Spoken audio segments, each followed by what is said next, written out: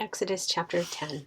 And the Lord said unto Moses, Go in unto Pharaoh, for I have hardened his heart and the heart of his servants, that I might show these my signs before him, and that thou mayest tell in the ears of thy son and of thy son's son what things I have wrought in Egypt, and my signs which I have done among them, that ye may know how that I am the Lord. And Moses and Aaron came in unto Pharaoh, and said unto him, Thus saith the Lord God of the Hebrews, How long wilt thou refuse to humble thyself before me? Let my people go, that they may serve me. Else, if thou refuse to let my people go, behold, tomorrow will I bring the locusts into thy coasts, and they shall cover the face of the earth, that one cannot be able to see the earth. And they shall eat the residue of that which is escaped, which remaineth unto you from the hail, and shall eat every tree which groweth for you out of the field. And they shall fill thy houses, and the houses of all thy servants, and the houses of all the Egyptians, which neither thy fathers nor thy fathers' fathers have seen, since the day that they were upon the earth unto this day. And he turned himself and went out from Pharaoh. And Pharaoh's servants said unto him, How long shall this man be a snare unto us? Let the men go, that they may serve the Lord their God. Knowest thou not yet that Egypt is destroyed?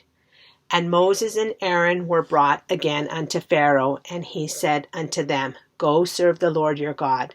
But who are they that shall go? And Moses said, We will go with our young, and with our old, with our sons, and with our daughters, with our flocks, and with our herds we go, for we must hold a feast unto the Lord.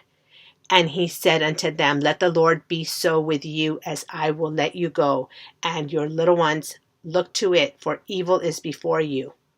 Not so. Go now ye that are men, and serve the Lord, for that ye did desire.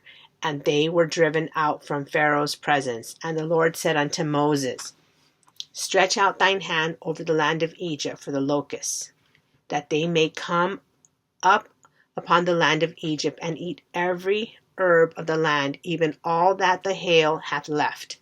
And Moses stretched forth his rod over the land of Egypt, and the Lord brought an east wind upon the land all that day, and all that night. And when it was morning, the east wind brought the locusts. And the locusts went up over all the land of Egypt, and rested in all the coasts of Egypt. Very grievous were they.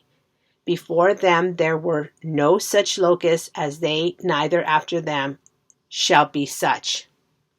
For they covered the face of the whole earth, so that the land was darkened, and they did eat every herb of the land, and all the fruit of the trees, which the hail had left. And there remained not any green thing in the trees, or in the herbs of the field, through all the land of Egypt. Then Pharaoh called for Moses and Aaron in haste, and he said, I have sinned against the Lord your God and against you.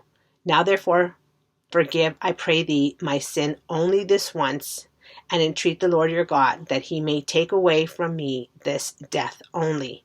And he went out from Pharaoh and entreated the Lord. And the Lord turned a mighty strong west wind, which took away the locusts, and cast them into the Red Sea. There remained not one locust in all the coasts of Egypt. But the Lord hardened Pharaoh's heart, so that he would not let the children of Israel go. And the Lord said unto Moses, Stretch out thine hand toward heaven, that there may be darkness over the land of Egypt, even darkness which may be felt. And Moses stretched forth his hand toward heaven, and there was a thick darkness in all the land of Egypt 3 days. They saw not one another, neither rose any from his place for 3 days. But all the children of Israel had light in their dwellings. And Pharaoh called unto Moses, and said, Go ye serve the Lord, only let your flocks and your herds be stayed. Let your little ones also go with you.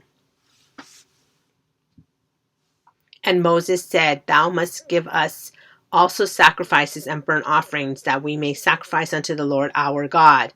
Our cattle also shall go with us, there shall not an hoof be left behind. For therefore must we take to serve the Lord our God, and we know not with what we must serve the Lord until we come thither.